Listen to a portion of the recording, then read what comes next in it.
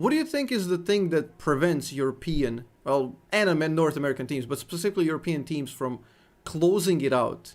Because we've been close, very close to World Championship. What is the thing that Korean and Chinese teams do way better that makes them that much more consistent that they close out the World Championship?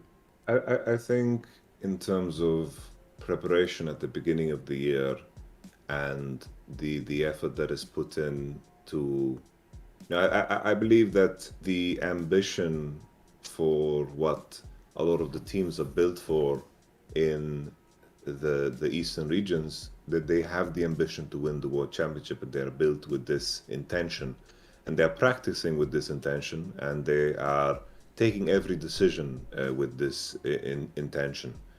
And I know that a lot of the teams, for example, when the World Championship is going on in Korea and in China, you have teams already with rosters that are already practicing. They're practicing with the World Championship teams in order to prepare them for the next World Championship. That is 1 year ahead of time. And I think that that is already speaking to the mentality. And I feel always there is this, with this intention of doing everything as if you want to win the World Championship. I think there is always, I think it's very obvious when a team has been studied, where when G2 was winning MSI and they really put a shock into the system of what is Korean League of Legends, China also winning, this really, really made the Korean League rethink their approach to practice, made them rethink their approach to what it means to win a world championship. And I could see that so clearly when I was there in Sandbox and we were scrimming and playing against Damwon. It was very evident that they adopted a lot of the nuances of past teams that are very, very strong. It was, of course, FPX and G2 of 2019. Yep. And then 2020, it was Damwon. And they had a much looser and freer approach to practice. They didn't have that element of strictness that it felt like when we were scrimming against Genji or T1. They were always, playing inside of the box, while Damon was just a loose spirit that was just, all over the place, but still finding themselves within that chaos. And I think this is something that was their biggest pain point in the previous year when they, of course, lost to G2 and I believe the quarterfinals where Caps was just roaming all over the Yeah. map and Damwon was just playing very disconnected.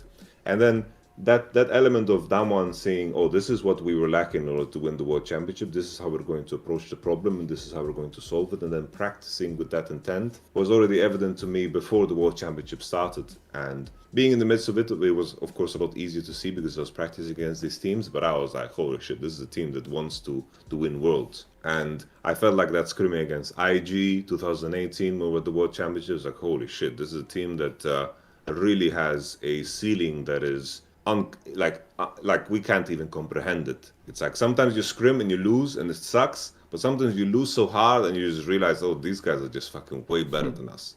It's like we need a couple of months to catch up to these guys. So we're just gonna do them the courtesy of getting completely smacked in the head for the rest of the day without feeling bad about it, because this is just a difference in skill that we just have to accept. But what Jizuki did, right, as an example of what I think needs to be done is, Jizuki told me after the World Championship, so we lost, we got 2-0 by C9 somehow, and we didn't get through the group. But after the World Championship, everyone went home, but he said, I'm going to stay in Korea. And I said, okay, why are you staying in Korea? Because he said, if we are playing against IG in groups or IG at Worlds next year, I can't say with confidence that I am going to do as well as Rookie does. So how can I not practice? And this is the mentality that I think is essential. If you are beaten, what is your reaction? Often what I've noticed is often when teams are beaten, their initial reaction and what's happening often in the West, naturally so, it's like the conversation of what is your next roster, what are the changes that are going to be made, and I need rest and I'm going to take care of myself, which is very important, it's essential to to make sure that you don't, injure yourself and break completely during this time span. But that intention of doing everything with the idea in mind that you're going to win the World Championship. And then I think a very important factor is also the culture. When I was working in Sandbox, the bar for what the standard was so insanely high, and a lot of the things that I am forced to deal with on the day-to-day basis together with players here in Europe, when it comes to practicing, solo queuing, or just putting in the right amount of effort, taking care of yourself, sleeping well, making sure that you come fit to practice, having the right intention in practice. These are things that you need to remind them every day. You need to instill these values every day and put a lot of effort into making sure that the players are educated and aware of the opportunity that each game is. And that is just not a conversation, really, I felt like when I was in Korea. It's like the standard was so high.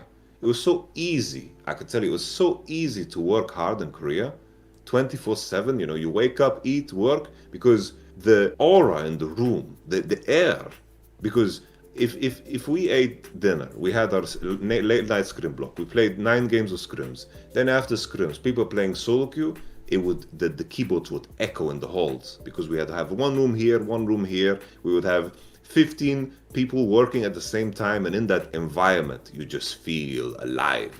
Like, this was for me peak work environment, because I didn't need to do much in order to achieve that, because the standard and the bar for the players was already there. The main issues that we needed to tackle was just how their confidence was and how they functioned as a team and how they played together. But the fact that all of these base things were already in place made it a lot easier for me to focus on what I believe is just the coaching process, where I find the most beauty. I think that is incredibly insightful, and that's precisely why I asked you, because you're one of the rare humans who have been on both sides. You worked on both sides at a very, very high level.